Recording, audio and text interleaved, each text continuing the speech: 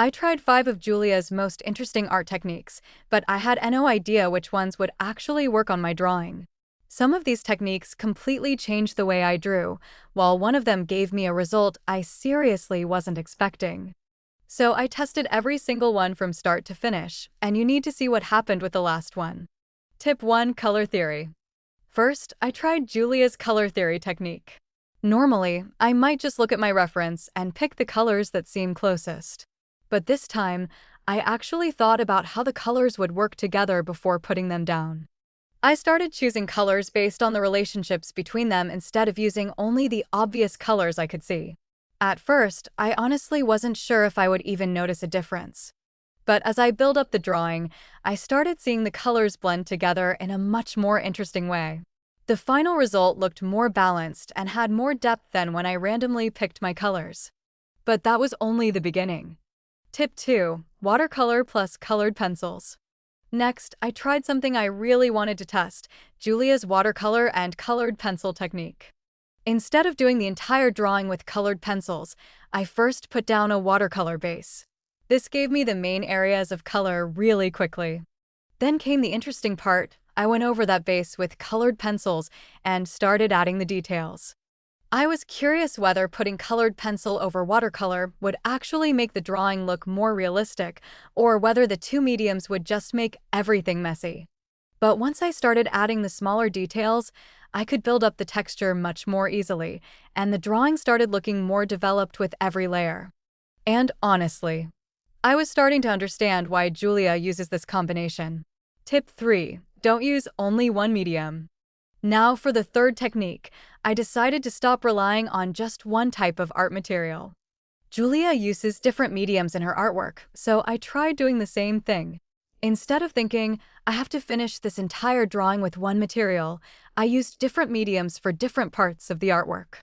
At first, I was worried that everything would look completely different and wouldn't match together.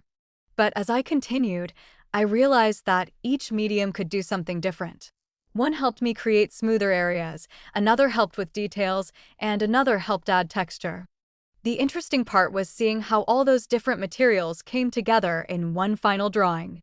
But I still had 2 techniques left, and the next one was all about the smallest details. Tip 4: Sharp colored pencils for the fourth technique.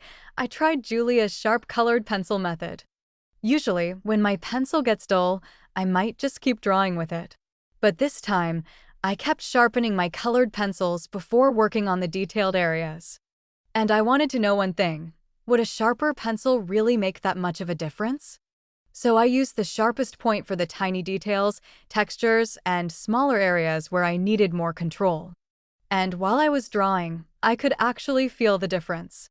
The pencil was much easier to control, and I could make smaller, more precise marks instead of thick, messy ones. When I compared the detailed areas to the parts one had done before, the sharper pencil definitely helped me make the details cleaner and more controlled. But then came the final experiment, and this one completely changed the surface I was working on. Tip 5: Canvas. Finally, I tried Julia's canvas technique. Instead of using my usual paper, I decided to make the artwork on canvas, and immediately, it felt different. The surface wasn't behaving exactly like the paper I was used to, so I had to adjust the way I worked. At first, I wasn't sure whether I was going to like the result. But as I started adding more layers and details, I began to see how the canvas changed the overall appearance of the artwork. The texture gave the finished piece a completely different feel from my normal drawings. And after finishing all 5 experiments, I finally had my answer. After trying all 5 of Julia's techniques, I could actually see differences in my artwork. But which technique made the biggest difference?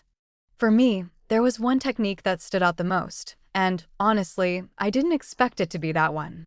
Which one do you think it was?